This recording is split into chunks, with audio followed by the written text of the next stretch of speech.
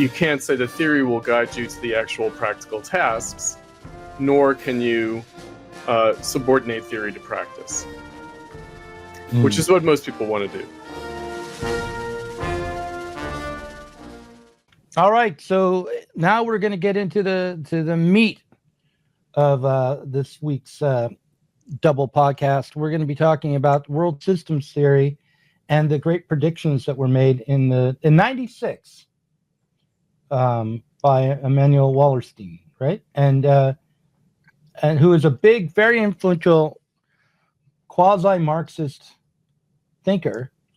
I saw a presentation with Grace Lee Boggs of the News and Letters, or back actually, Facing Reality days. Mm-hmm. She was friends with Raya Doyanskaya, Cornelius Kastriadis. They had a little trot sect or post-trot sect that they ran. Yep. And there she was, 2011, with Immanuel Wallerstein at the People's Forum, reminding people about the WTO in Seattle and how that had happened 12 years later. And Grace Lee Boggs is, of course, passed. I think Immanuel Wallerstein is gone as well. He is. I think, yeah. But they were alive 14 years ago, and they were talking about how close we were to revolution and how capitalism was on its way out and how it mattered what people did and what people said. And it was all very depressing, actually, to watch the presentation for me. But tell me how is it that I've missed the import of world systems theory all these years, and how did it come to be so important? I mean, that's one reason. Meaning it predates your engagement with the Marxist left, which starts around 2008, right? So, whereas I think I only became aware of it in graduate school.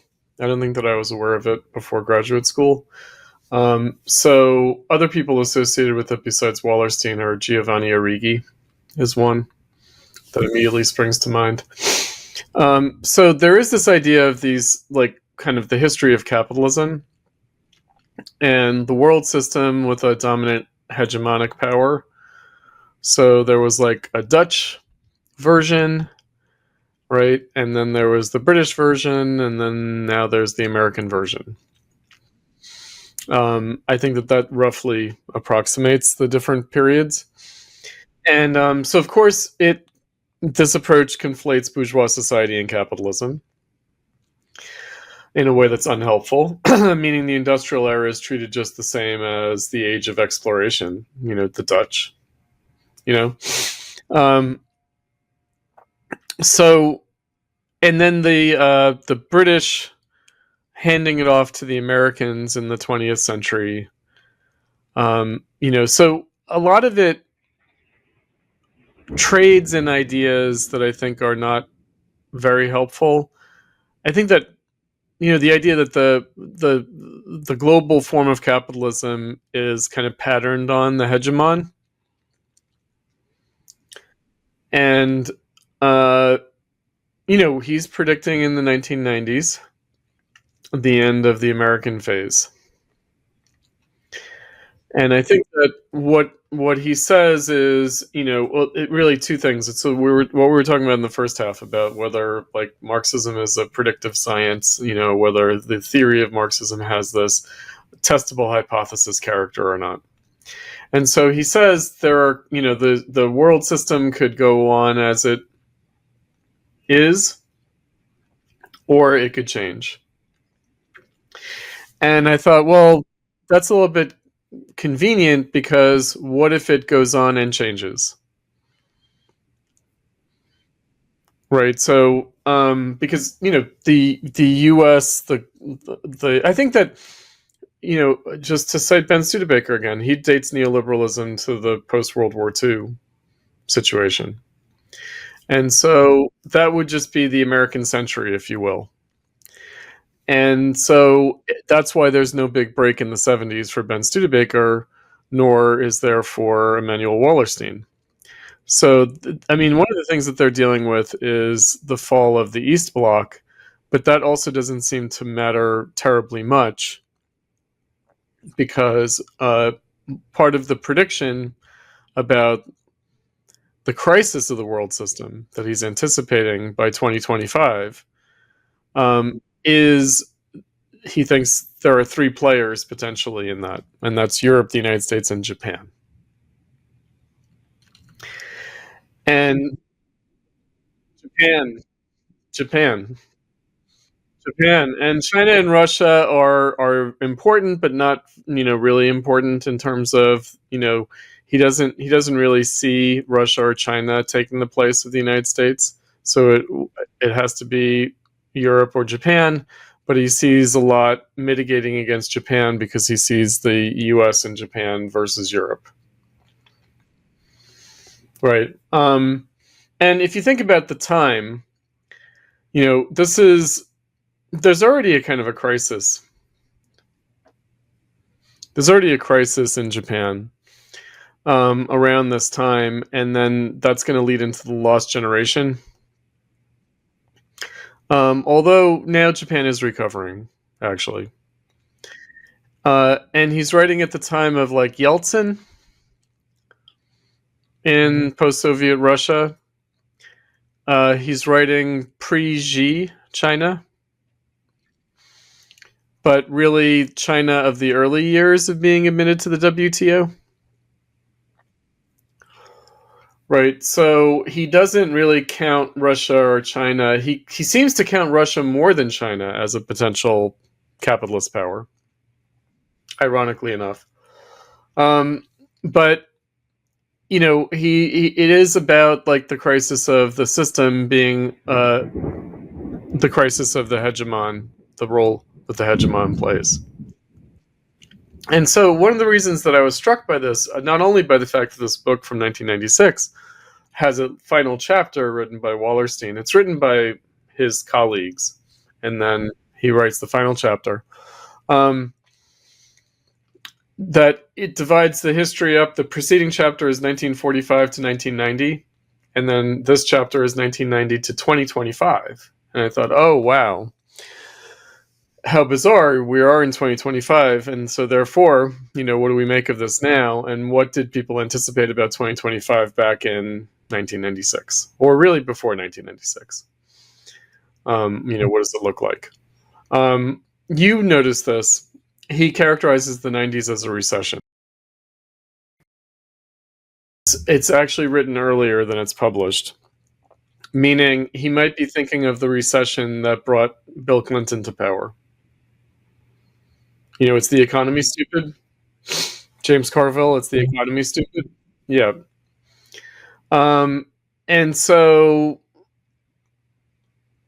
the question is whether that's temporary or whether that augurs further. Now, he does bring in the Kondratiev cycles.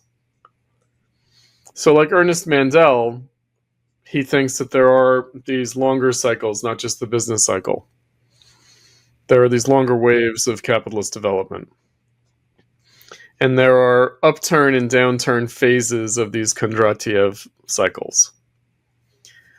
So he does think that it's a downturn phase in the Kondratiev cycle.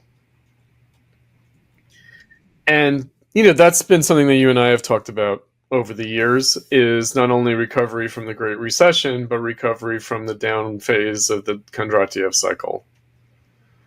But the question is whether the Kondratiev cycle holds and how it would hold. Meaning that idea that, I think that Ernest Mandel in Late Capitalism talks about the post-World War II period as an upturn phase. And so he does anticipate a downturn phase. But how long did that downturn phase last? And I think that I've always cited this, widely accepted idea that 1983 to 2008 is the longest and broadest and deepest capitalist growth period in all of history. A lot of that being maybe 1989 to 2008 China. Right. But it's not exclusively China. China that accounts for all that growth. That's also growth of the economy in the United States.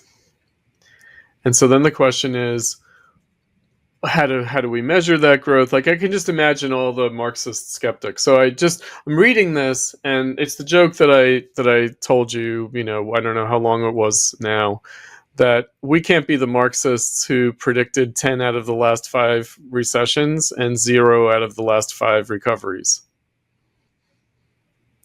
We just can't be that. And also, how do we understand these cycles, especially when there are exogenous shocks that might expose weakness, but that are there, like COVID was like a real shock. Let's say something about this, about what not being the kind of Marxist that predicted 10 out of the last 5, predicted 10 out of the last 5 recessions. Right. 0 out of the last 5 recoveries. Right, exactly. The reason why we don't want to be those kinds of Marxists is not because we're afraid of being wrong, right? No. It's because there's an assumption in that mentality that does do that, and the assumption is that basically misery is revolutionary. Misery is revolutionary, and that the objective crisis of capitalism will do our work for us. Right. And so maybe one of my innovations, theoretically, is the idea that perhaps the best periods of the left have been in boom eras. I noticed most about the Wallerstein was that there was this assumption, 2 things. One, that the breaking up of the hegemonic power would in itself help overcome capitalism, and that also there was the idea that immiseration would lead to revolutionary forms of unrest and organizing and change. Mm-hmm. Even though he does say, or it could lead to, ethnic nationalism and yes, as well. But yes. But I feel like that's too simple of a dichotomy. It can lead to all sorts of things, immiseration, other than fascism or communism. It can lead to a muddling through. We've seen a hell of a lot of muddling through.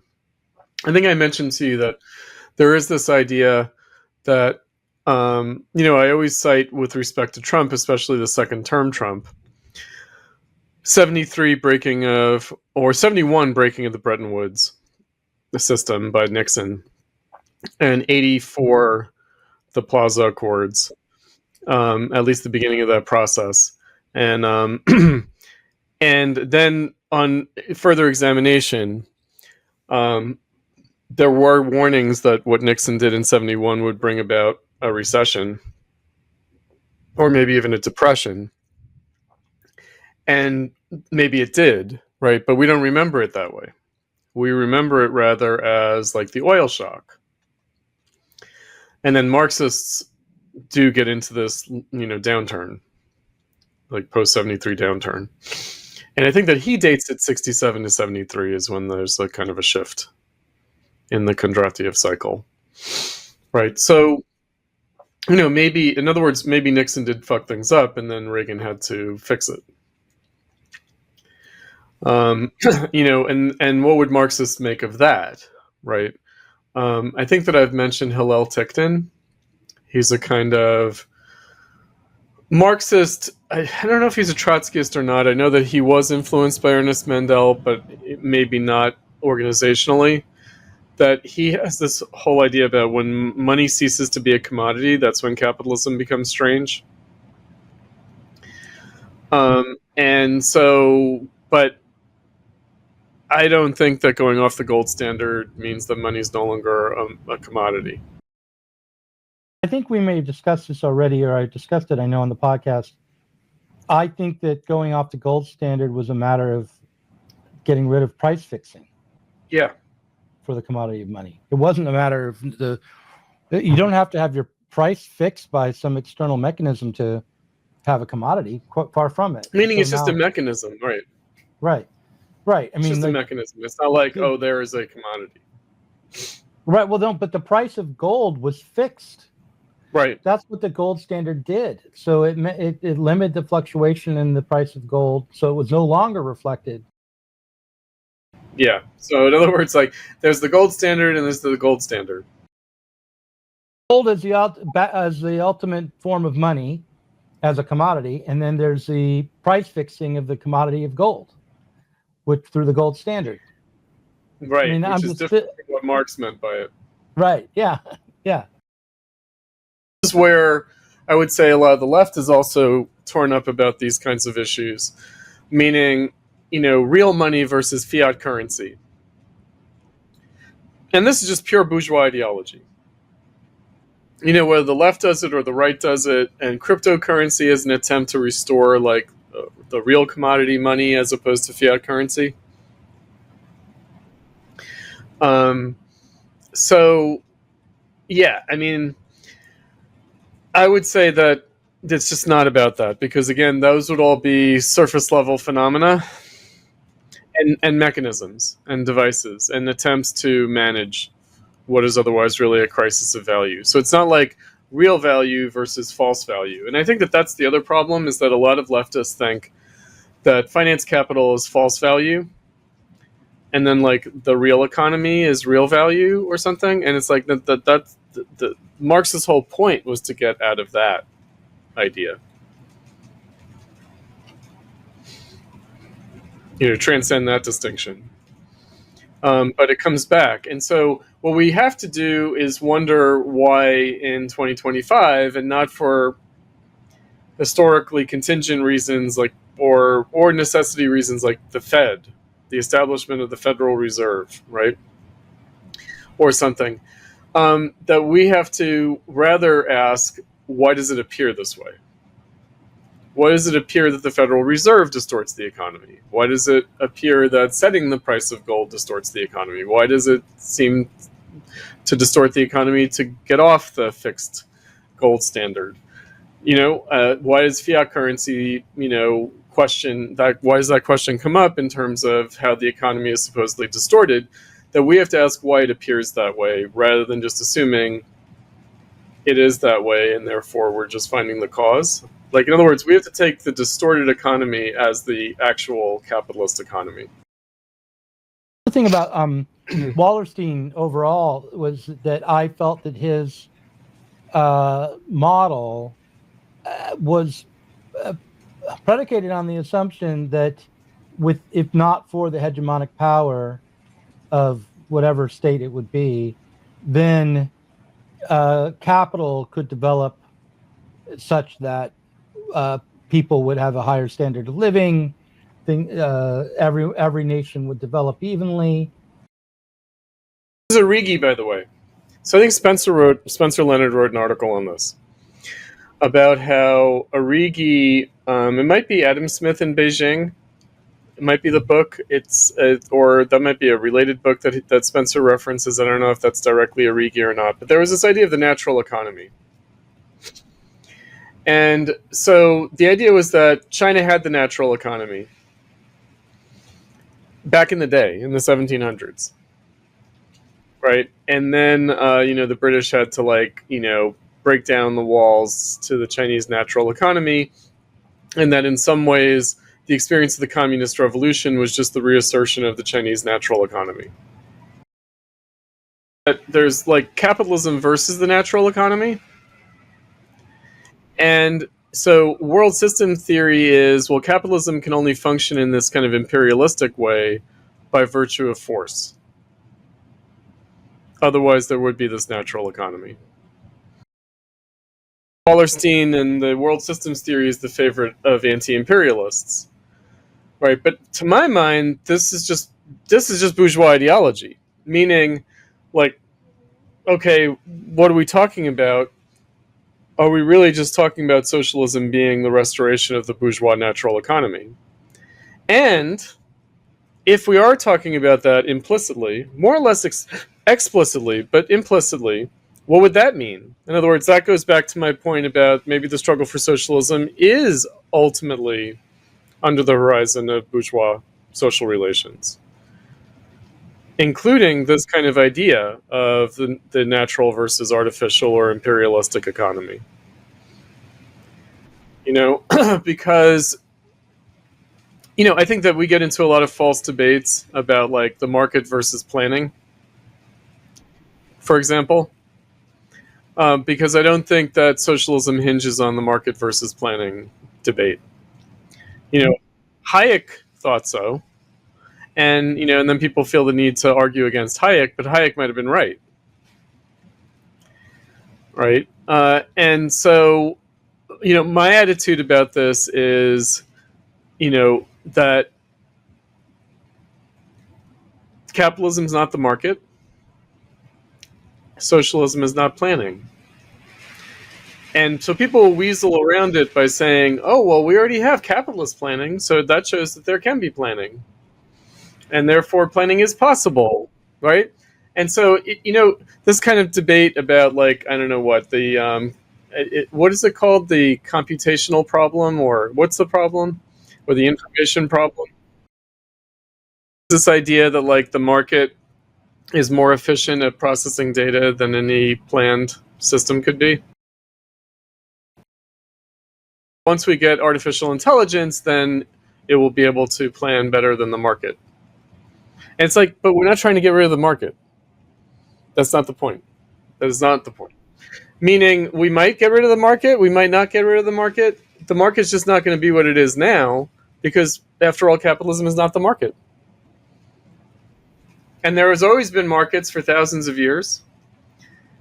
And then you could say, well, bourgeois society is some kind of marketized society, but is it? And again, what does the market depend on? And so there is this thing about, well, the market depends on culture, or the market depends on state force, right? And it's like, okay, so then, again, I think that we're mistaking the object here, which is capitalism, meaning the capital accumulation problem. That's what we're trying to get past. To go into my value theory guy mode, but the market depends on workers producing commodities. Mm-hmm. That's what the market depends on. It depends on the working class working. It's why I always say, but here's where we've had our differences. It's not commodity production either. Capitalism is not commodity production. Capitalism is capital accumulation. And capital accumulation can happen all sorts of ways. You can say that it's all commodity form, but maybe at other levels it's not immediately that, right? Because otherwise we're going to get into, well, who's really producing commodities? And again, finance, like, and money producing money. That's not based on commodity production. It is. You're betting on future commodity production when you speculate and loan money at interest and about the time that we're living in now, Doug. And so, you mentioned my Musk article. My Musk article is very subtle. It's extremely subtle. Meaning, how does capitalism show up to someone like Elon Musk? It's the population problem. Right? He's afraid of the population bomb. And because he's just like, oh, well, the economy will collapse if people don't reproduce. And it's like, okay, I guess that makes sense at some level, but at another level, that doesn't make sense at all. Like, why does that follow?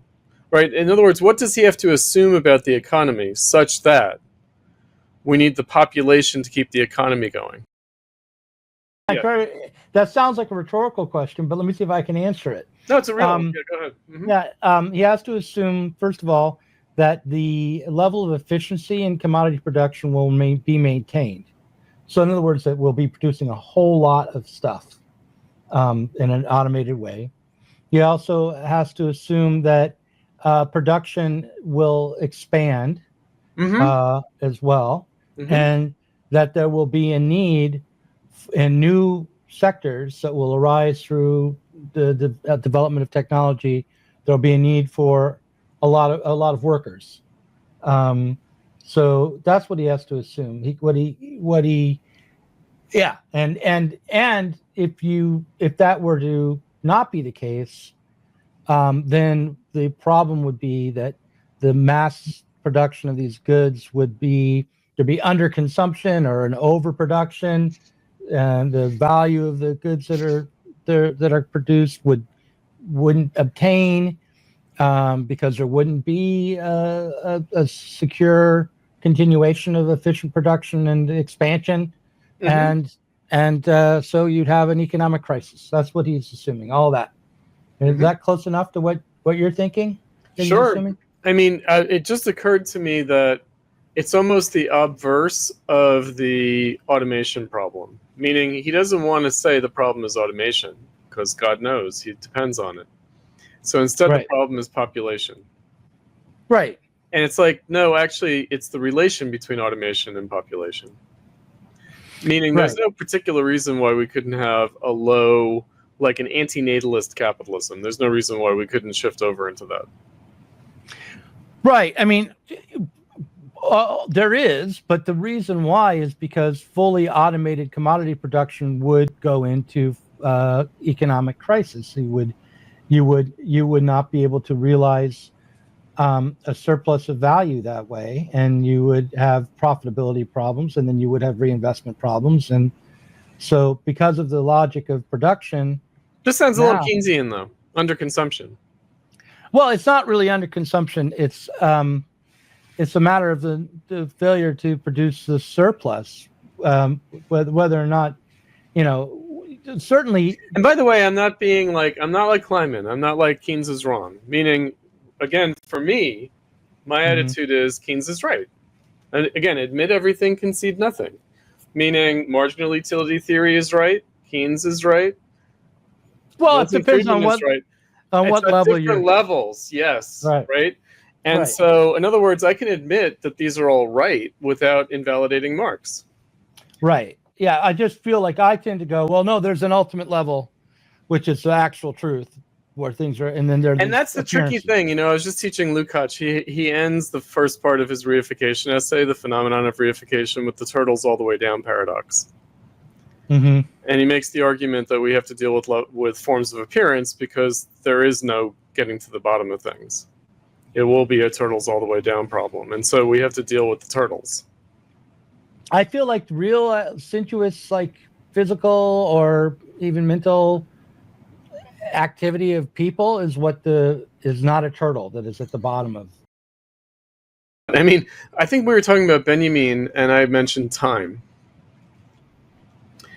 and that's an important bit, which is time and space. Meaning time and space change.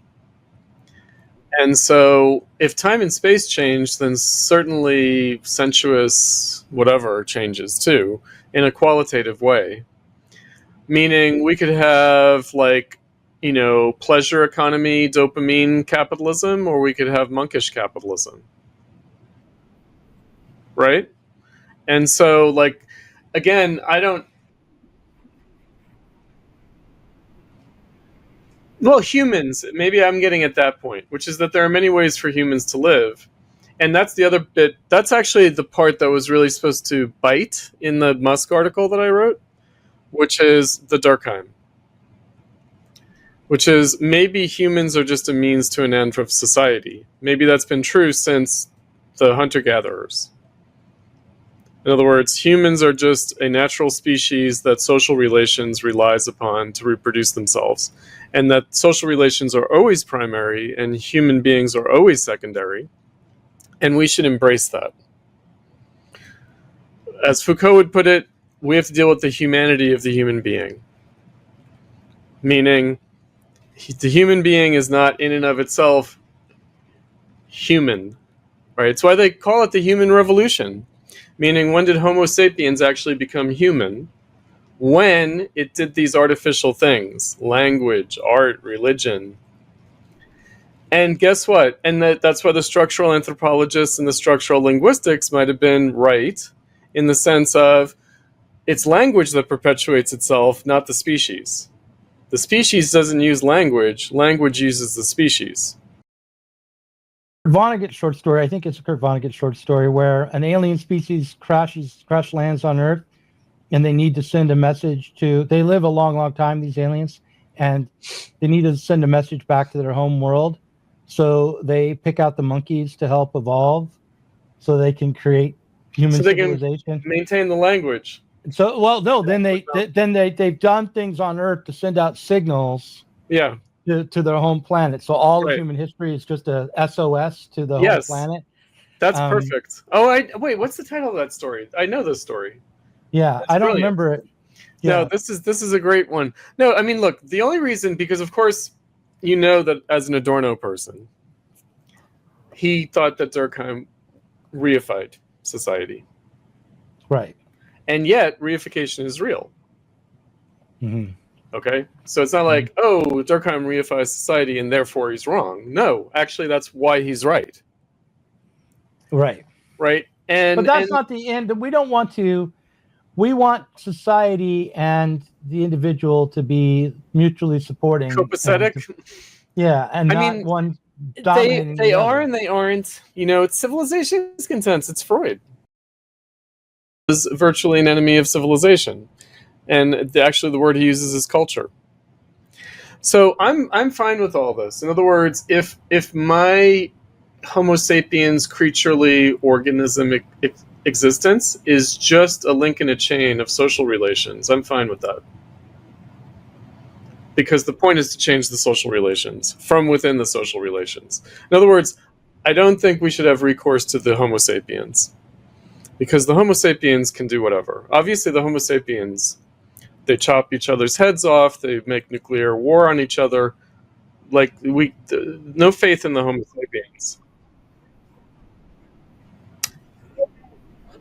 Oh no, it's wonderful. I love Homo sapiens, but even Moish would do this, actually. He's like, we're not talking about humans.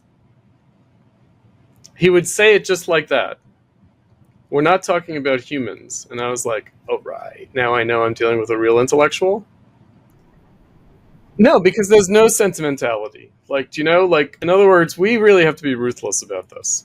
Meaning, whatever we attribute to the human is just some ideological artifact of history.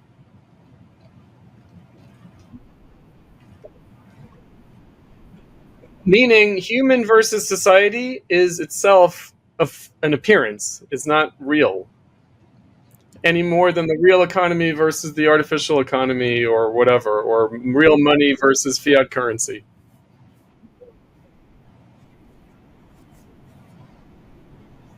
The social individual, though. Marx. The social individual, meaning the individual that's produced by this society has to be freed. And what the hell would that mean? Yeah.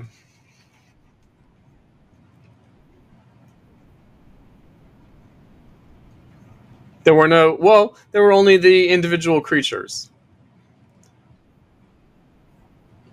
Right. They didn't even notice themselves. I mean, they might have, they might not have, right? And I think that this is hard for the children. But, like, getting back to Wallerstein for a second.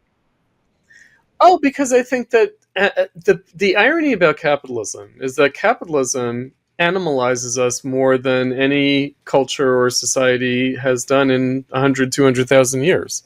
Meaning we really are animalized now in a way that was not true since the human revolution, since the hunter-gatherers. And so that's why it's plausible to people that we live in an inhuman society as opposed to those old social relations. And I'm like, those old social relations were pretty inhuman too. And so why are we thinking that this is especially inhuman? Because it seems to like animalize us in a particular way, but then even the way it animalizes us, it turns like biology into an algorithm. Like it's like a strange notion of the animal. It's a kind of organic, inorganic animal. Like, so it's, that's why I always say about the artificial intelligence. It's like, the animal contribution to intelligence is perhaps unquantifiable. Meaning all that we know is that our intelligence is based on this biological substratum, Homo sapiens. And when we try to transfer that to a non-human substratum, we should be aware of the fact that we're probably getting a one-sided and distorted view of intelligence. So it's almost like we start with a premise: what kind of intelligence doesn't require a human being? And it's like, but no intelligence ever existed without, right? And that what that does is it skips entirely over the question of society, meaning society, from a Marxist perspective, is the source of our intelligence. We already are artificial intelligence, except that artificial intelligence was developed with a natural species. They are kind of inseparable, but also what we've become as a natural species, it's hard to say what's natural and what's artificial and what the future of that might be. So I just think, again, it's one of these things where we have to understand why we're even posing these things as we do. Now, getting back to Wallerstein just for a second, world systems theory. No, because I think that with world systems theory, notice it's world systems theory, meaning we're thinking about the world system, the system. Okay, so the system and then the humans who occupy that system or who maintain that system or whatever, but it's the system, meaning he's trying to be social scientific. He is trying to be Marxist. He is one of these people who's like, Marxism is good because it's scientific. It's humanity facing its own conditions with sober senses. The tagline of Andrew Kleinman. Wallerstein definitely agrees with all that. And yet, what he assumes about that object, about like the society that is being analyzed by social science, might be ideological. I would say that it definitely is ideological. And like, what we were talking about earlier about the natural economy. The natural economy doesn't mean the economy of Homo sapiens. It doesn't.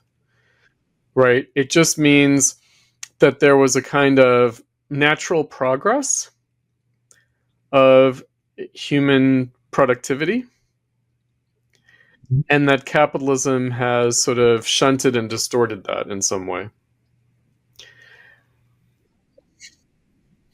It might be, but again, I'm usually the defender of Adam Smith, and I'm like, oh yeah, well, Marx criticizes Adam Smith, but only because he assumes Adam Smith is true to begin with. But let's take the other tack, which is, let's say Marx really meant it when he treats Adam Smith as a just so story. Because certainly, like, Moish would always come back at me and Spencer and, be like, well, no, Adam Smith, no, that's just bourgeois ideology. Right? And look at how Marx deconstructs, Adam Smith. And, that's just true. And he would also say there was no bourgeois society, there's just feudalism and capitalism. So he would say the same thing that a lot of other Marxists say. Whereas we were trying to hold on to this idea, well, no, that kind of messes things up. It confuses things, because the task of socialism is about the industrial era and proletariat and that's, of course, what Moish was also rejecting. So I think that's really the point, is that if you have a natural economy versus this kind of imperialist capitalist system maintained by a hegemon through force, then you do lose the proletariat, actually, as a revolutionary subject. You do lose the task of proletarian socialism. It becomes murky. And I mean, I haven't said it yet, but I guess I'll say it. Wallerstein's a Stalinist. Meaning, what is Stalinism? It is the liquidation of Marxism and of proletarian socialism more generally into a kind of petty bourgeois radicalism, a petty bourgeois radical democracy. Meaning, the global South and global North, he uses these categories. It's basically a petty bourgeois or a democratic critique of imperialism and of capitalism that you get from that. Meaning the capitalists are the global North, and then the global South is like the subaltern, and they may not be proletarian in the old way, in which case you're kind of liquidating that, and you're saying, okay, well, these people are going to assert democracy against imperialist capitalism. the vision. And what that comes down to is that the developing world's peripheries, capitalists are going to start getting a better deal. Because the whole theory is that, for some structural reason, when the periphery introduces commodities into the market, they aren't getting the full value. And that just, by the way, isn't true. Right. I mean, that they are getting the full value of the commodities that they produce. And when you consider what socially necessary labor time is, and right. It just, they are. What the workers here are. Right.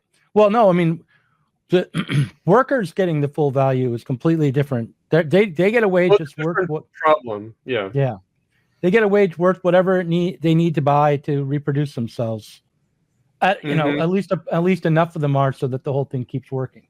Right. I mean, It's not like everyone gets even that, but and there's arguments going on right now in the Congress about whether or not there ought to be jobs where people really can't reproduce themselves based on their jobs. They say there should be some that don't provide a standard of good standard of living because they're not for adults. They're for teenagers. Yes. And they're for people coming of age. It's a transitionary job. This is not a job that anyone should do for life or as a career. Is only the argument. Do that. Only losers do that. Or as Margaret Thatcher said, anyone who still is using a public transportation as an adult has failed at life. Something like that. Did she say that? Yeah. Wow. Yeah. It's supposed to be a horse and carriage instead. Yeah, right. Anyone who's still eating sandwiches instead of cake by the time they're 35 has failed at life. Anyway, obviously there is a there's a stratified labor. Yeah, that's true too. There's certainly a stratified labor force, and part of it is youth and age. Part of it is that. Part of it is. And look, I do think that teenagers should be able to go out and just mow their neighbor's lawn for $5 and spend an afternoon doing it or whatever. It's like, I'm not worried about that kind of exploitation, but I wouldn't want there to be people who were trying to survive based on that. And yet there are. There are many. Right. Mm-hmm. So they've come by and knocked on my door, these people who, so it's all, I guess, to go back to the Wallerstein, why don't we take a moment to look at his predictions a bit? Because the thing is, this is one of the theorists of the contemporary anti-imperialist left. Yes. And we should note that the contemporary anti-imperialist left is the social democratic left. And it is also the Stalinist left. They agree about Wallerstein. Mm-hmm. And he predicted that the economy would be experiencing an upturn after the 90s. Mm-hmm. And that it would be probably expressed through the growth of the power of Japan and Europe, and Russia and China too, possibly. Mm-hmm. So he got it wrong on every front except for China, I guess, right? Yeah, he gets it wrong on China too, though. I think he doesn't anticipate how China will become, the leading capitalist country. I think that would true. Make him as strange. Right. No, he way underestimates China. But if we're just on the flat prediction that Europe, Japan, Russia, and China will start to grow and become more productive and more competitive with the United States, challenging the United States' hegemonic power, he gets it wrong on all four fronts. But if we're going to grant him anything, we could say, well, China did rise significantly. Yeah. Also, when I was reading this, I had the uncanny feeling that, the left is just running the script in their heads, meaning they're fitting everything to match this prediction in their minds. In other words, they're assuming that this prediction is true, and therefore they're just interpreting everything to support this. Right. No, seriously. No, I mean, that happens all the time. Yeah. I mean, in religious circles, it happens a lot. The end times are coming, and these things have been predicted. So the 10 out of the last 5 recessions. Right. Tendency of the rate of profit to fall, and so therefore you're waiting for the next recession. I mean, isn't it Michael Roberts? His blog is called The Next Recession. I think it is. No, but I think there was a blog recession. Whose is that? Maybe you're right. But it was Michael. Might have been. I like Michael Roberts. I at least I used to. I know that he's sort of vulgar. Thumbs up. Yeah. What were we talking about earlier? You like? I like him. I liked him. I clicked like on him. Uh-huh. I find ways in which I agree with Michael Roberts, and back in the day when it was Kleiman versus the Monthly Review. Roberts joined Team Kleiman in that debate, but not well enough. And Kleiman broke with him. Oh, well, of course, Kleiman breaks with everyone. Right. I mean, what I would say is, okay, so Wallerstein, for me, is descriptive theory. I would say that the world systems analysis is a pretty thin or weak analysis. And so it's just description. And then the question is, what does this description express? What does it tell us about objective reality, but also subjective reality? In other words, I read the Wallerstein and I was like, okay, why would a leftist think this? Right? I'm reading it that way. I'm not saying is he right or wrong. What I'm saying to myself is, what would it mean to look at the world and see it this way? Like, if I were Immanuel Wallerstein, what would I have to think, believe, feel to see things in this way? And that's including through the mask of objective social science or scientific socialism, scientific Marxism, whatever. Right? That kind of sobriety or cold or whatever, what would that be predicated on? What sort of just baseline assumptions about reality would that be based on? And I just thought, okay, a man of the mid 20th century, coming of age in a certain context, dealing with the passing of the torch from the British to the Americans, the 3 glorious decades, the post-war boom, whatever you want to call it. Being a leftist, being a communist, being a socialist, being a Stalinist, being a whatever, maybe some kind of flavor of Trotskyism that ultimately becomes Stalinism anyway. Okay, why would this be plausible? In other words, what's the kernel of truth or what's the descriptive truth? And again, what would it mean to falsify this? I would think that it is not just a matter of, although of course I couldn't help but think along the lines we've been discussing, how much of this prediction has come true or not true. But actually, I'm not sure that really is the question of its validity or not. Because maybe in some underlying way, and that's why I'm saying that people will read this and just fit reality to this. They'll just do some substitutions and they'll be like, well, he got some things right and some things wrong. But really, what they're going along with is the plausibility of this very way of describing things and not the details of it, but just the set of assumptions built into it. That there is this world system and that the role of the hegemon is X, Y, and Z. And, and of course, my attitude is I'm not sure that I share all those assumptions. And if I do, I would want to question that. In other words, when I'm reading this, I'm thinking, how much does it seem right? Is this because I share some assumptions with Wallerstein that I ought to question? That's the way I'm reading it, critically, in that sense.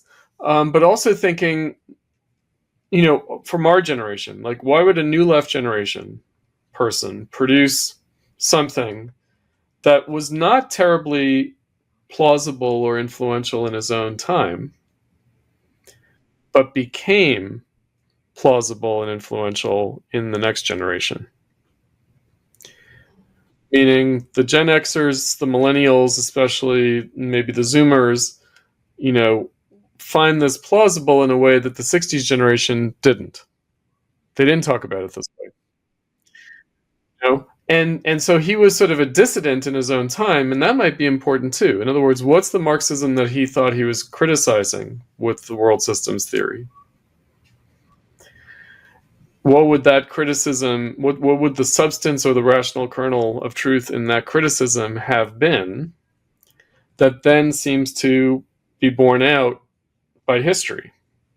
Like, tell you, I don't know who was the object of his critique, but watching Grace Lee Boggs and him together in 2011, it was certainly the case that the anti-humanist Marxist left, the Marxist left that was concerned not so much with street level, everyday struggles of especially people who were non-white, were the targets of this session. They were Grace Lee Boggs wanted to use Wallerstein to confirm her approach to politics as she conceived of it in the old Marxist humanist way, of basically movement organizing, pushing for democracy, and specifically pushing for democracy in the context of trying to push against and reject Stalinism after the Hungarian Revolution, or attempted revolution, the uprising in Hungary in the 50s. mm-hmm. So it was very much a new left, humanistic, mm-hmm. pro-democracy politics that she was espousing in projection of the old Orthodox Stalinism, I think, is how she would have conceived of it. But also in service of the Democratic Party But he wasn't rejecting that. He was not. He was right alongside her. Right. They were in dialogue. They were not. So let me offer, and this will be a little crude, but then we can maybe fill it out. I think he developed his core periphery and north and south relation as opposed to the Cold War East-West conception, right? So I think that his attitude was the world is not really divided between East and West, but it's divided between core and periphery and north and south. Right, and this is important because it allows for the new left to reject the Soviet Union without rejecting the struggle for socialism. That's right. That's right. I would say in a more, again, this is going to seem crude, and let's do it anyway. Maybe his ideas are more influential into the Cold War for this reason also. Because what he was arguing against is gone anyway, and so therefore, how are we going to conceive of things? And maybe he was right all along, right? But again, I have to think about it in terms of, but also why the plausibility of his theory to himself. I want to admit the critical character of that. Meaning. Was actually already on the rise in the 70s and 80s. Yeah, certainly by the 70s. Yeah. There is this kind of, because it's really the emergence of Maoism, meaning the Sino-Soviet split, which begins pretty quickly after 56. And also I think that he's arguing in the context of, but also rejecting the third world idea. Right, the first world, second world. Core periphery and north and south is understanding those relations is meant to displace not only east-west, but also first, second, third world. Right? And also he's anticipating what we would now call globalization. But also one could say that there was never a non-globalized capitalism. I think that that's also what he represented. He represented a dissent from the idea in the Cold War era of a kind of, there's like the capitalist world and there's a non-capitalist world and then there's sort of not yet capitalist world. Yeah. And so, but again, in the context of historical development, he would be pushing against the idea that you can discretely talk about development differentially in this way between the first, second, and third worlds.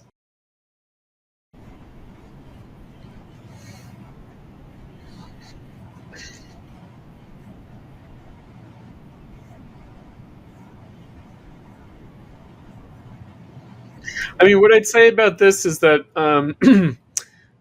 this is an old idea that's going to strike young people as strange, but there was a whole Marxist discourse of Soviet imperialism. Meaning the Soviet Union is no less imperialist than the United States. Right? And that's Maoism. In other words, Maoism, would be, well, we're allying with the one set of imperialists against the other set of imperialists. Right? Because we're just trying to survive in this imperialist world. And it could be that the Soviet Union is worse. They're the worst imperialists because it's social imperialism. It's not just regular capitalist imperialism, but it wears the mask of socialism, and that makes it worse. The same way the communist. Yeah, it is a little bit like that. No, Ed Remus had said that third period Stalinism is going to make a comeback, and it is a little bit like that. Meaning, third period Stalinism, that's the 1928 to 1933. That's the idea. So the first period is the revolution. The second period is the capitalist stabilization of the mid-20s. And then the third period is the Great Depression. And in the third period, the Stalinists said that the Social Democrats were worse than the capitalists because they were, and worse than the fascists because they were social fascists. There were social imperialists and social fascists. So in a lot of ways, Maoism is a repeat of third period Stalinism, right? With this kind of language.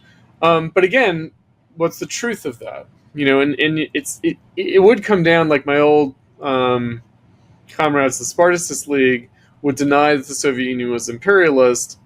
They'd argue against the Maoists by saying, well, the Soviet Union doesn't exploit the third world. It subsidizes the third world client states, unlike the Western powers that exploit.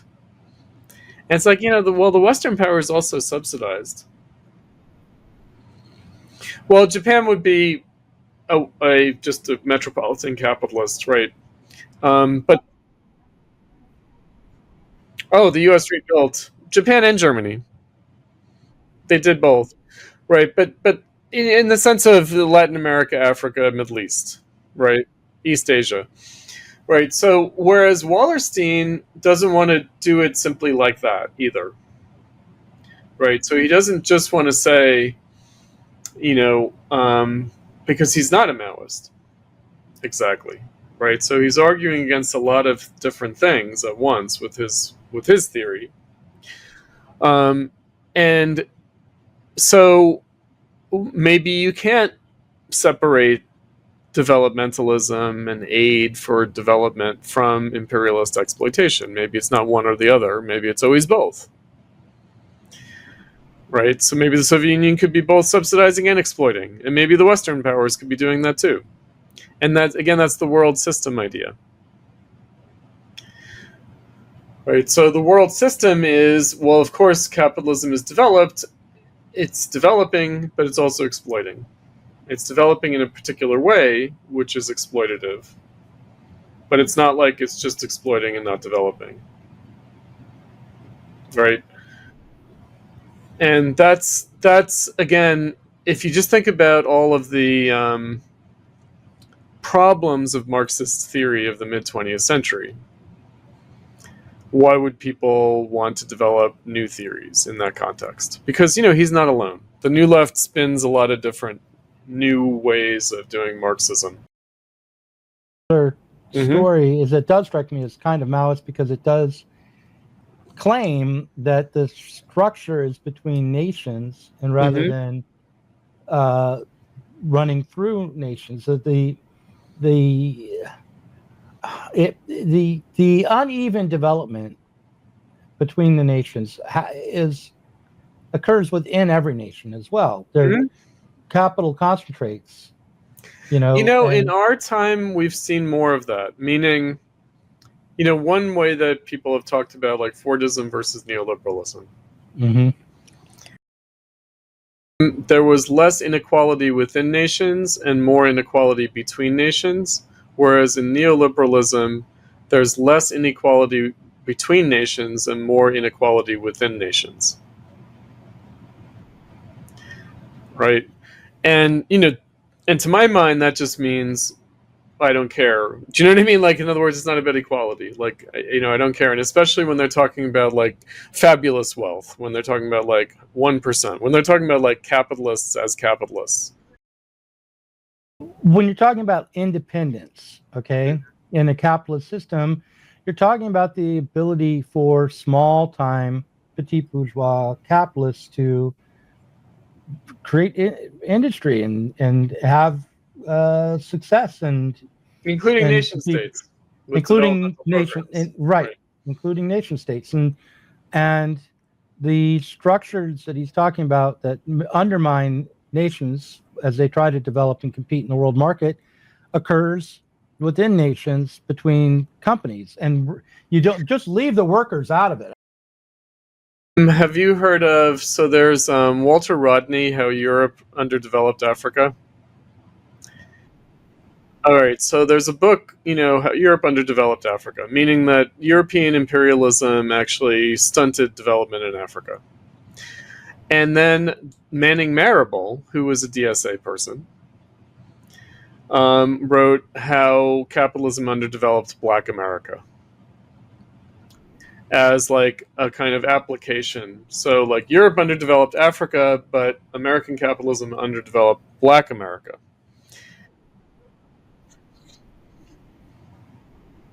No.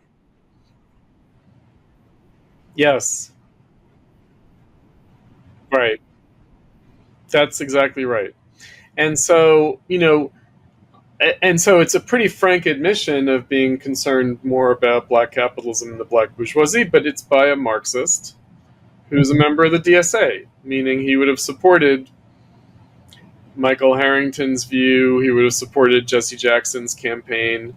In other words, he would have supported a non-racialized redistributive program. He would have supported exactly what the DSA claims it wants now, as opposed to identity politics. Right? And so that's the key, is like, well, what about the class first, class before race DSAers? That theirs is also a program of petty bourgeois capitalism, actually.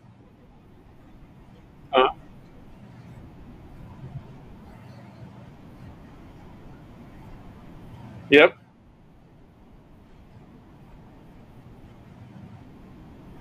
The Republicans are funny, right? And like I said, it's always, I just feel like it's a heuristic exercise, meaning without agreeing with them, we have to admit everything, concede nothing.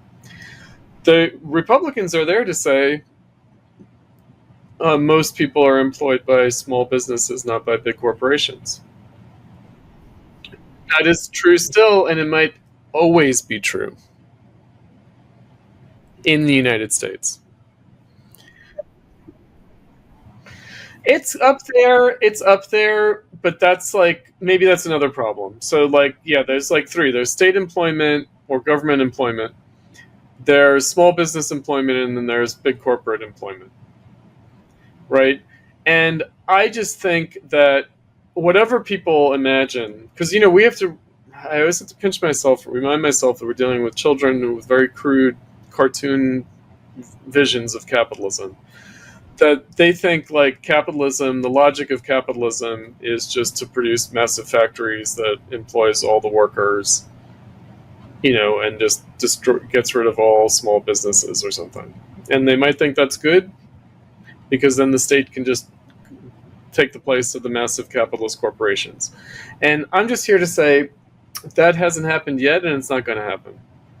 In which case, what are we dealing with? And so there are just different levels to this, meaning, and what are small businesses? In other words, when the Republicans say that, one of the things that they're obfuscating is that the small businesses are just clients of big capital, meaning it's not like, oh, small capital versus big capital. These are all people with massive business loan debts.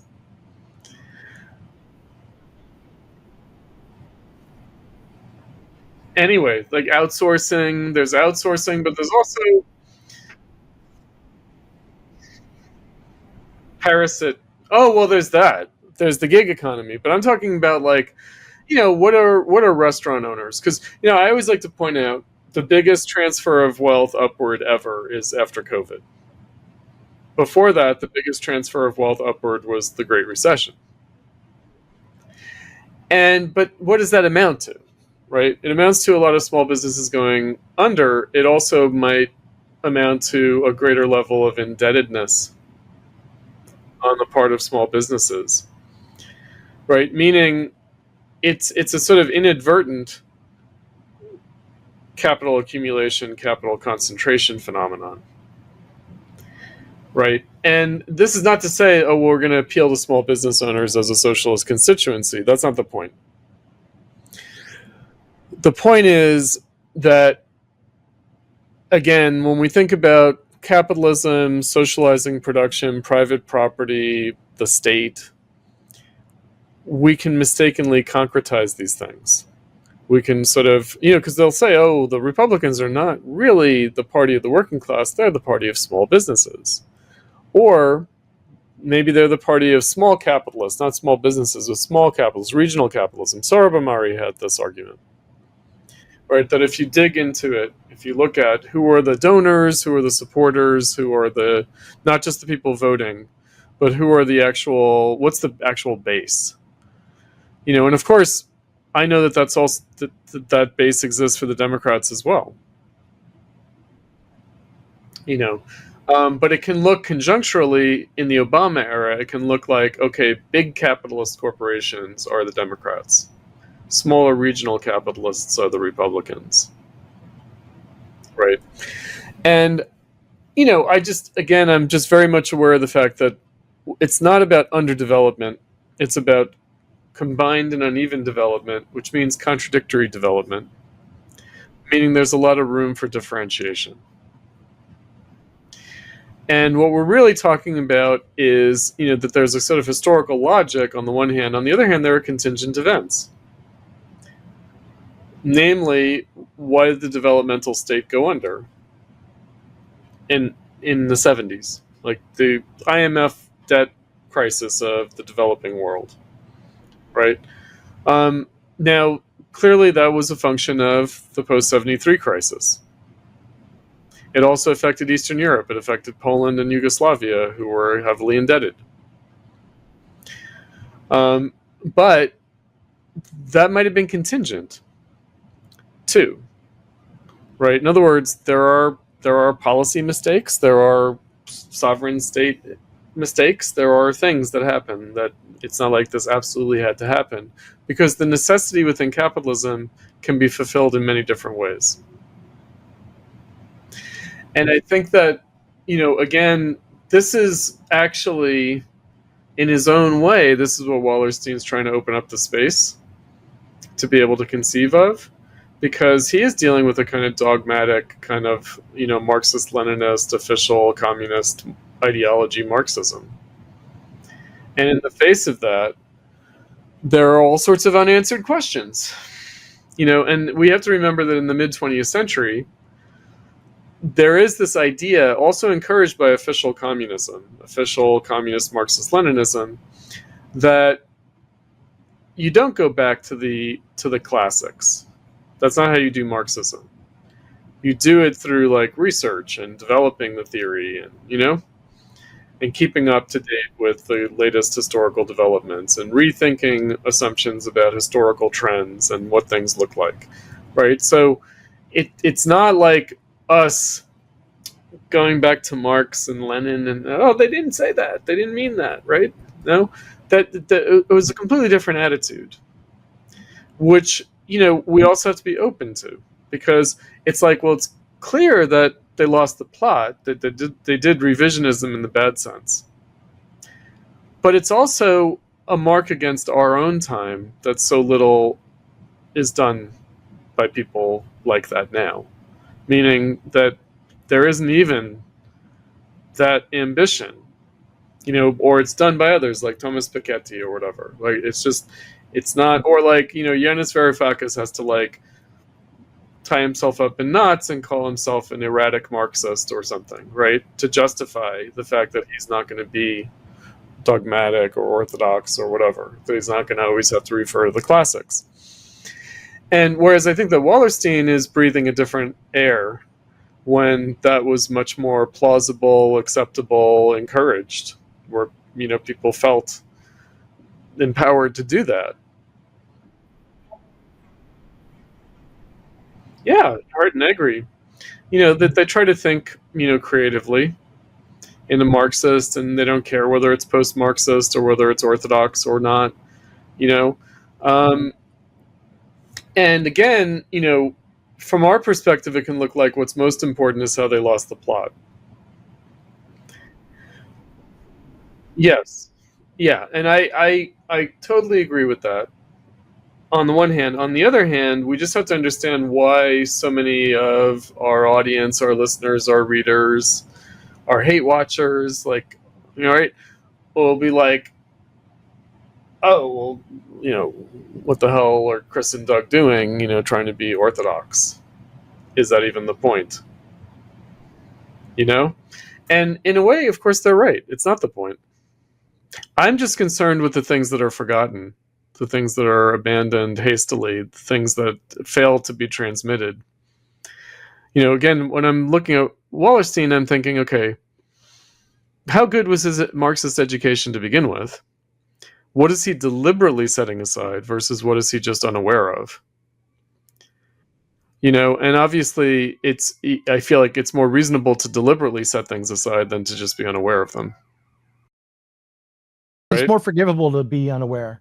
Maybe, but for what purpose? Right? Well, what I was reading around the time.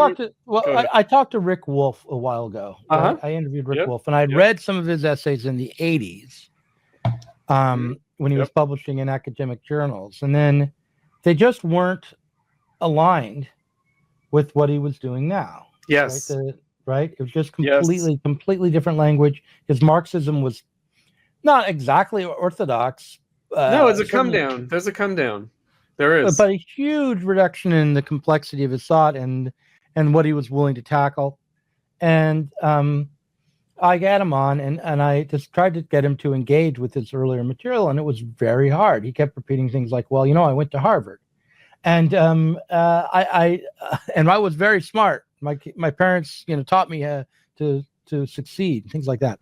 And and what I thought was that he was at that time, and he had been since the economic crisis, leading people away from seriously engaging with the difficulties of our times and what it would require to actually create a socialist society. Mm-hmm. And I felt that way because I had spent some time after the economic crisis trying to figure out just what was going on. Like, why had there been an economic crisis? What was the best explanation?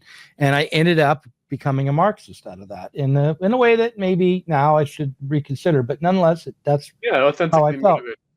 Yeah, and I felt like it was important to know what Marx had really written, because Marx had really written something that captured the totality of capitalist society much better than any of the other attempts, the Keynesian attempts, the anarchists, economists. They were just all threadbare, impoverished, right? Yeah, but the different variety of Marxists, it's just as bad.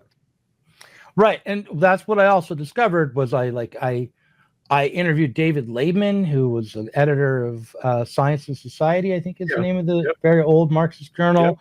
And he basically said that he was an underconsumptionist, and he would talk about the need to raise to focus on wages and increasing wages in order to stabilize society and stabilize capitalist economics. Yeah, of course. Right.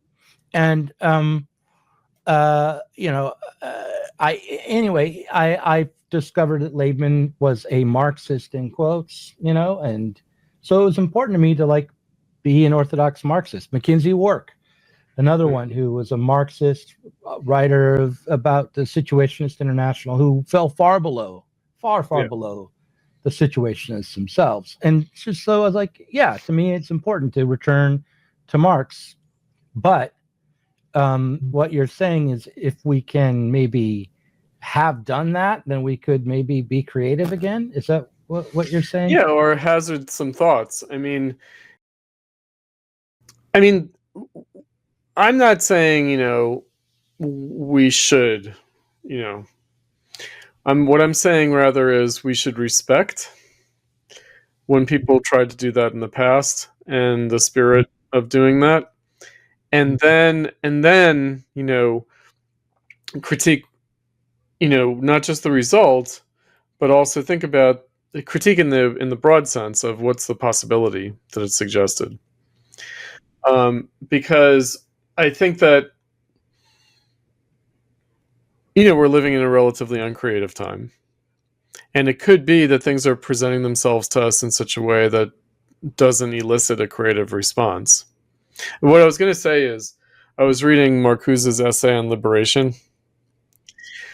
And, with Marcuse, I run hot and cold, meaning sometimes I'm forgiving of him and sometimes I'm just this is horrible, And the essay on liberation, he's just basically talking about the working class is not the revolutionary subject anymore. And there are new forces of negation. But then he says, and none of these are the revolutionary subject either, but, and but at least he's sort of very frank and direct about it. And in a way that I wish people were doing that now, as opposed to sophistically pretending that they're not doing that. And I also think it's difficult in our time because whereas in the 60s and 70s, it might look like the working class was integrated and neutralized and whatever, bought off and whatever, right? Whereas, that's not our experience. That's not our lifetime. That doesn't ring true. And it certainly doesn't ring true for the millennials and the Zoomers. And so it's kind of yeah, but in other words, we might know better, but I always remember Peter Hudis saying this, that we might be misled by the Great Recession, right? Or even Moish Postone, where he's okay, people are going to become workerist just when the working class is being finally destroyed.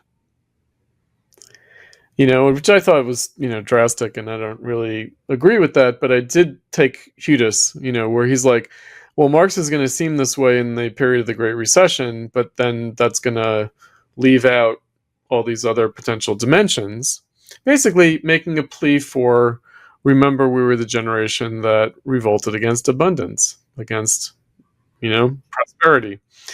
And there is a point to that. There is a point to that.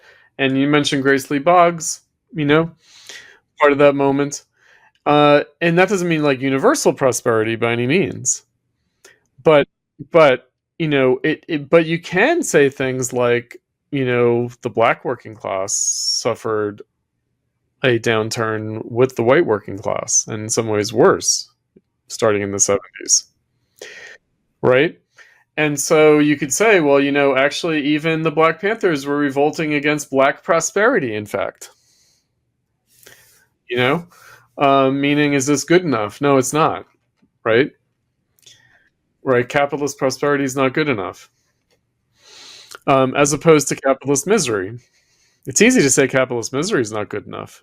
The real challenge is capitalist prosperity not being good enough. And I feel like Wallerstein is part of that too.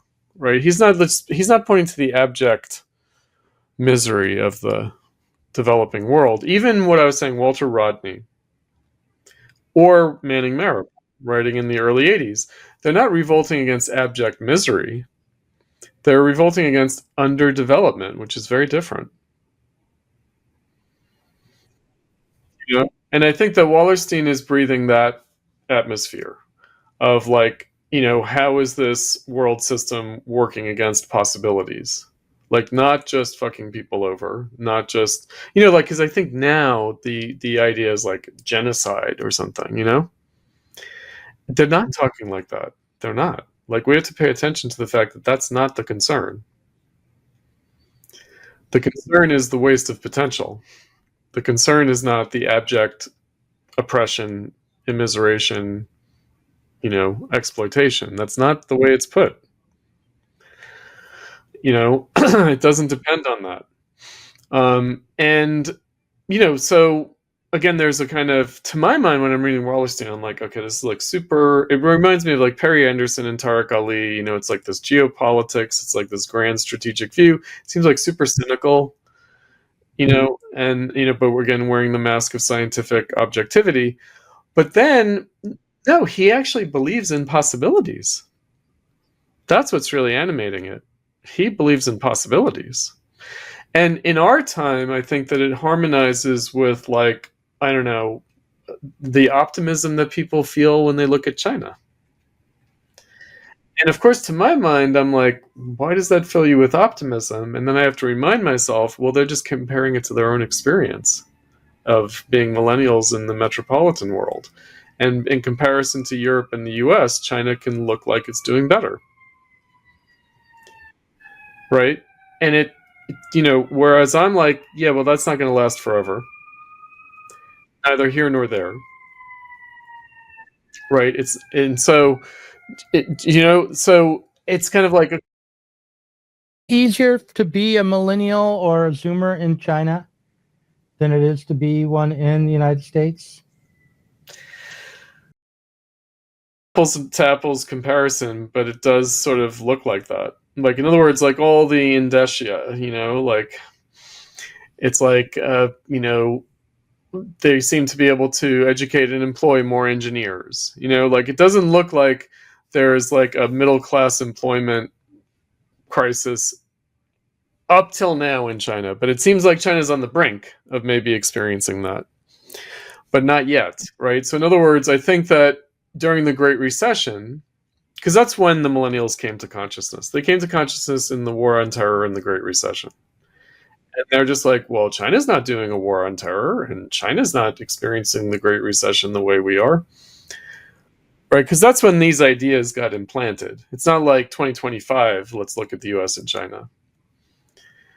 Right? It's more like, how are the last 30 years looking from the standpoint of China versus the United States?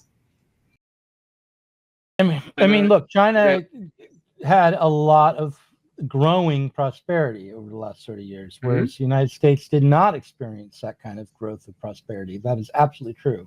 But that, I think in real terms, I just would hesitate to say that it's easier in China overall, and that there's less, that it's easier to come of age in China. I just don't.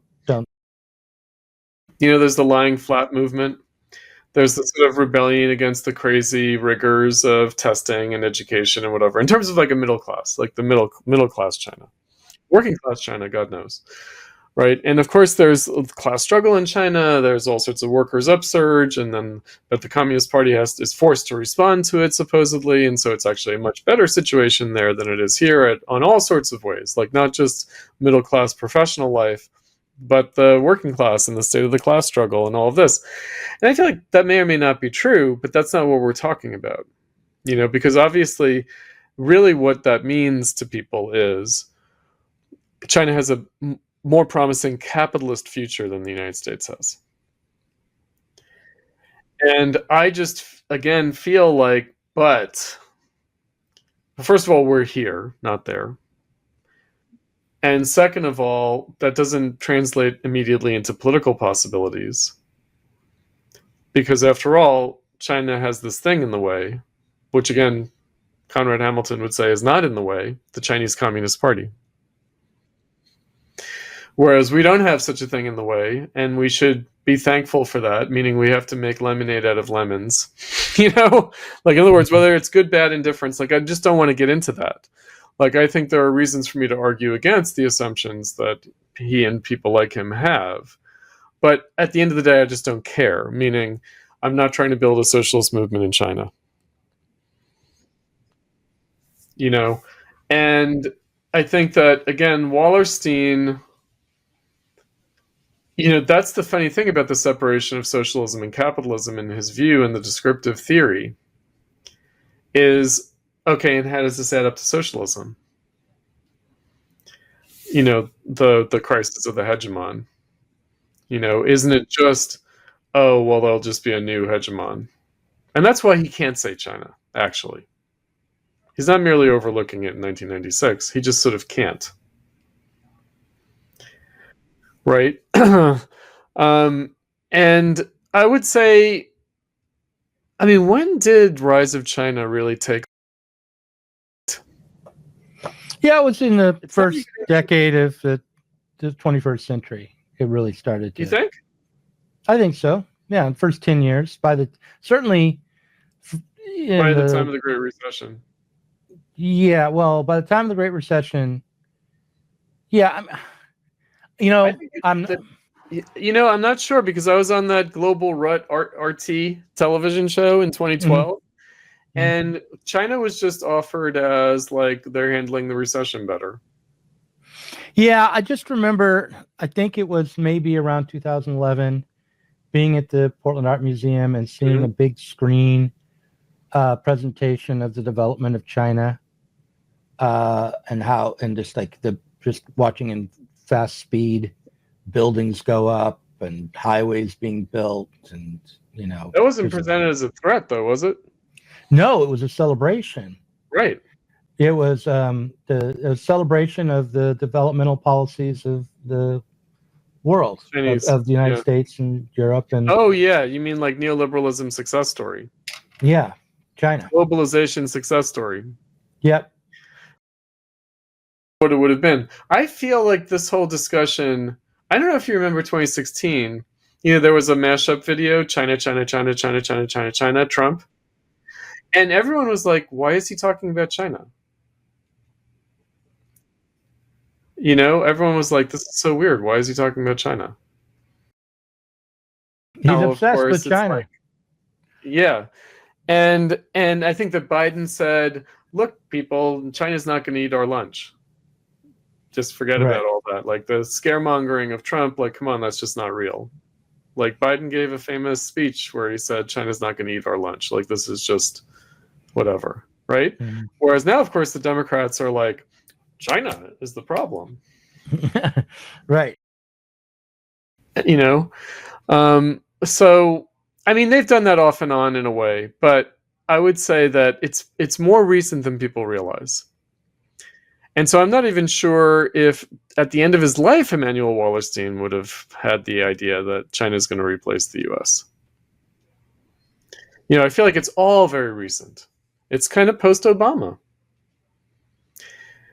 In other words, there was this idea that one needed to compete with China, right? And there was the pivot to Asia, the Pacific, the Trans-Pacific Partnership, and that was seen as competing with China. But was it like the new Cold War yet? Not really. It wasn't until when did it happen? I recall going to Deep State Cuba's wedding. Uh-huh. He married a Chinese immigrant to Canada. They met at college, and this would have been 2021 maybe. Mm-hmm. And her parents zoomed in to say hello from China during the reception, and I thought to myself then, this may be all over in a couple of years. This kind of thing might not be happening anymore soon enough. So it was around then that I thought, that there was post-COVID. This is post-COVID. Yeah. because Trump was very proud of having negotiated successfully with Xi. No, it's 2022. It must have been 2022. So it's still post-COVID, yeah. Yeah.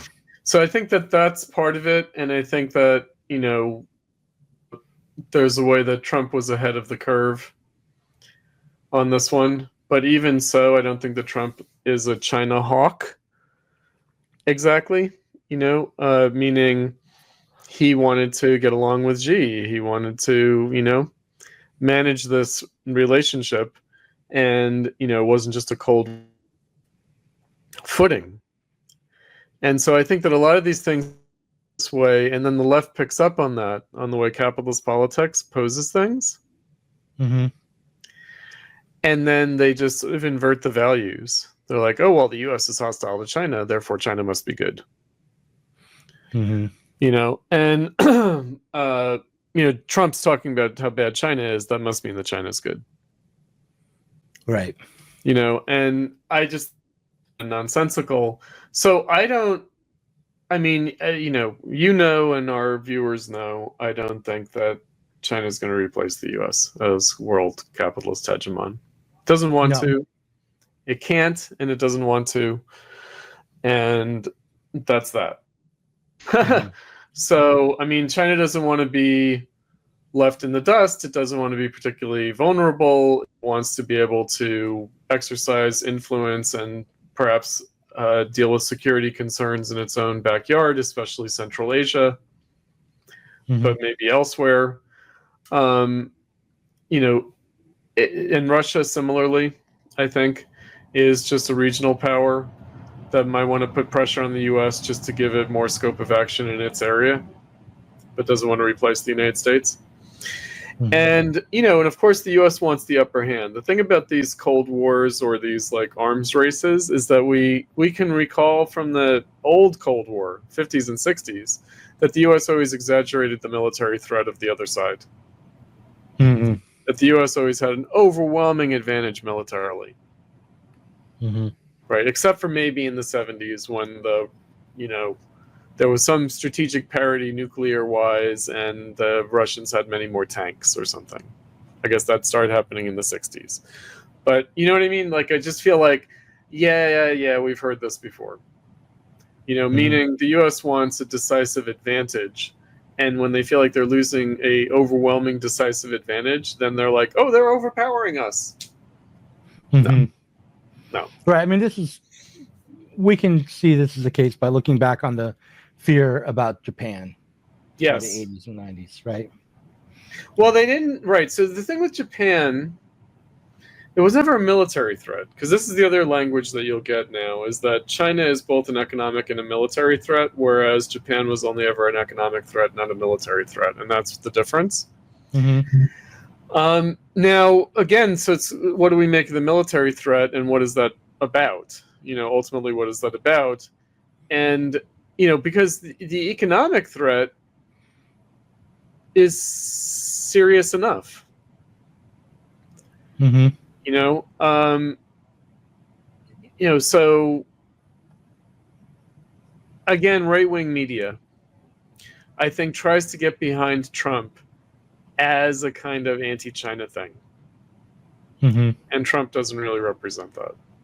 Not really. So, Laura Ingraham is like, I would not negotiate with China at all. I would just slap the tariffs on. We should break all dependence on China. Mm-hmm. We should rely on them for nothing. And it's like, well, A, that's probably not going to happen for practical reasons, but also B, there's actually a strategic reason why you wouldn't want to do that. Right. For sure. You want to keep China dependent on the U.S., it's not just about breaking U.S. dependence on China, that there is actually a logic here. And in fact, you can see that also, Trump's going to go to Alaska to meet with Putin. Mm-hmm. And, people are like, well, what could he possibly accomplish in that? I think what he's going to offer Putin is a new economic relationship between the U.S. and Russia. Mm-hmm. Right? I think that he's going to offer a prosperous future to Russia through an economic relation to the United States. Mm-hmm. In other words, he's going to try to manage the military competition with economic cooperation. Right. And so, so I don't think it's going to be about, well, what can he do to Russia? How can he pin Putin down and twist his There's a carrot as well as a stick. That's right. And he's definitely, a carrot guy more than he's a stick guy. Yeah, for sure. And that's going to be true of China as well. So I feel like all this kind of weird Russophobia, Democrats and China hawk Republicans, it's not going to really amount to anything when it comes to Trump. Nor should it. And that I feel like this whole multipolarity thing is just a bizarre fantasy projection out of American politics. I don't think it really corresponds to reality nor to the actual direction of things.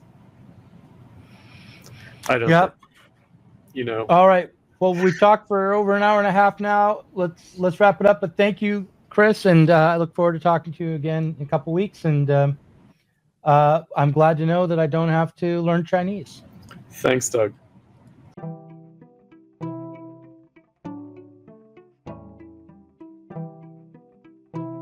If you enjoyed this conversation, please do consider supporting us on Patreon. Our patrons help to make sure that Sublation Media can continue to provide interviews, videos, books, and articles that are critical of the left from the left. If you are tired of remaining stuck within bourgeois ideologies and politics, help us sublate them both.